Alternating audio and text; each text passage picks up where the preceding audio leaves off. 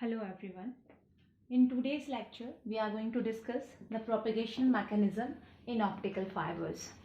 Means we are going to discuss that how the information will travel down an optical fiber when the information is moving from transmitter to receiver in the form of optical signal, then through which principle that information will travel.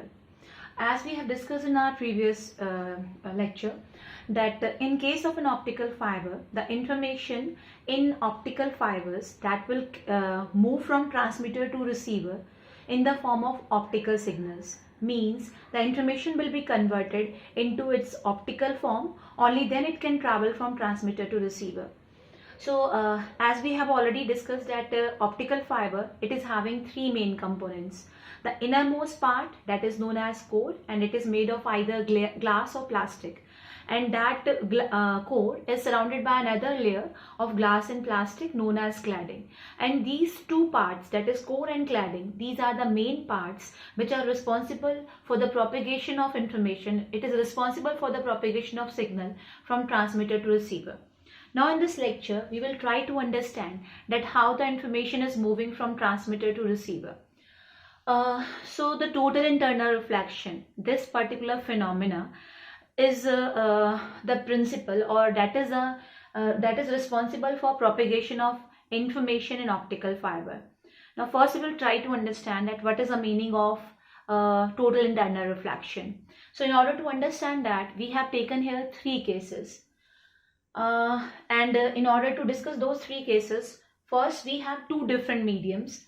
This one is, suppose this is core, and this core is having a refractive index mu1, and this one is cladding, which is having a refractive index mu2. So two mediums are there. First is this one core and the second one is cladding.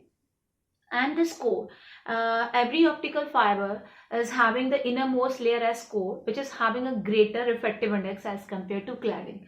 So this is the relationship between the refractive index of a core and cladding, and this particular condition, that this condition must be satisfied, only then we will get the total internal reflection, only then the information can travel from transmitter to receiver. So as you can see here, the light which is moving from core towards the cladding. Now over this core cladding interface, there is a boundary of core and cladding. So when light will strike over this boundary, then we have three possibilities. Now three things are possible here.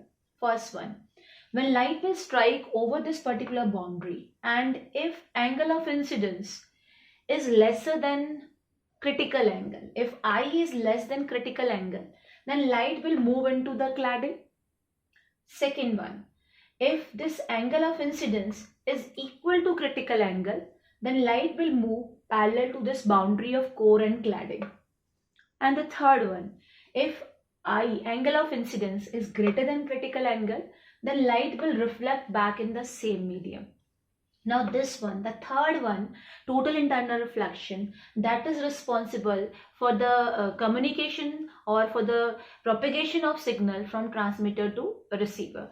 Now in order to understand that how this will carry the information, first we will try to understand it with the help of Snell's law.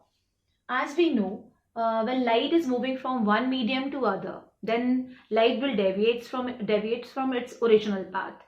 So either the light will bend towards the normal or light will bend away from the normal. That will depend whether the light is going from denser to a rarer medium or from rarer to a denser medium.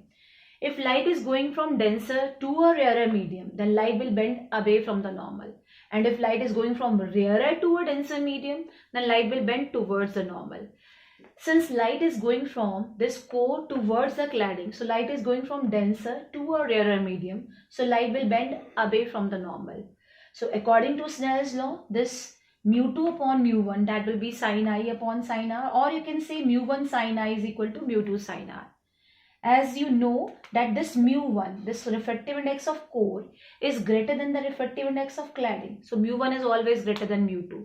It means you can say that this sin r is greater than sin I. This angle of refraction is greater than sin I. If you will increase the value of sin I, then the sin r angle of refraction will also increase. It means when I will increase, then r will also increase.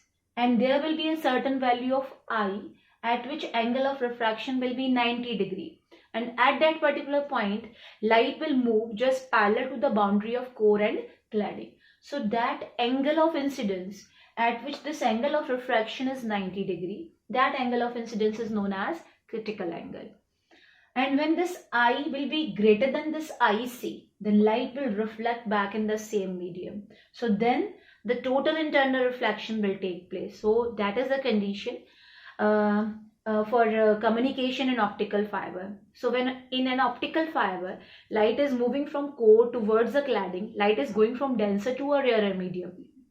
And if the angle of incidence over that core cladding boundary, over that core cladding interface, if that angle of incidence is greater than critical angle, then light will come back into the core. Then over the other boundary, then total internal reflection will take place. So due to these total internal reflections, light will move from transmitting end to receiving end. And we can find that critical angle using Snell's law, because when I is IC, when angle of incidence is critical angle, then angle of refraction is 90 degree. So this mu1 sine IC, that will be equal to mu2 sine 90. It means sine IC will be mu2 upon mu1. So critical angle is sine inverse mu2 upon mu1, where this mu2, that is the refractive index of cladding, and mu1 is the refractive index of core. So this is the principle of communication in optical fibers, or you can say this is propagation mechanism in optical fibers.